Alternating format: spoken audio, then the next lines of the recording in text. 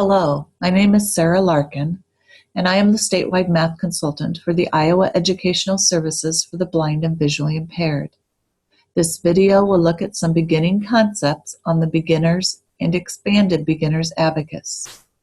Notice that red felt is used behind the columns so the beads do not move as freely while the student who is blind or visually impaired is manipulating them. Also notice underneath the abacus, I have placed rubber shelf liner to keep it from moving around on the tabletop. All of the beads should start in the down position. The right index finger should be used in the ones column on the right, and the left index finger should be ready to help out if needed in the tens column on the left. Developing good habits with finger placement will help in the long run. Let's start with the concept of one-to-one correspondence by using some examples the student can relate to.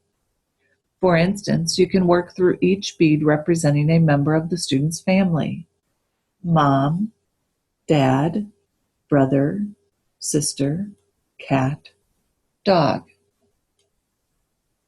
Seasons of the year: fall, winter, spring, summer. Or the days of the week: Sunday, Monday, Tuesday, Wednesday, Thursday, Friday, Saturday. Notice that each time I do a new representation, I move all of the beads down to clear the abacus for a new problem. Once the student understands the idea of each bead representing one, you can start putting a number name to each bead as you move it up on the abacus. In the ones column, count 1, 2, 3, 4, 5, 6, 7, 8, and 9 as you have the student move one bead up at a time. When the student begins to count past 9, we begin to use the first exchange from 9 to 10.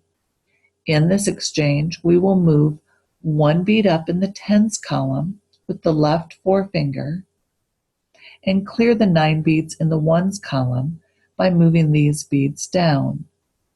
Be sure to reinforce the idea the single bead in the left column represents 10 instead of 1 because it lies in the tens column instead of the ones column.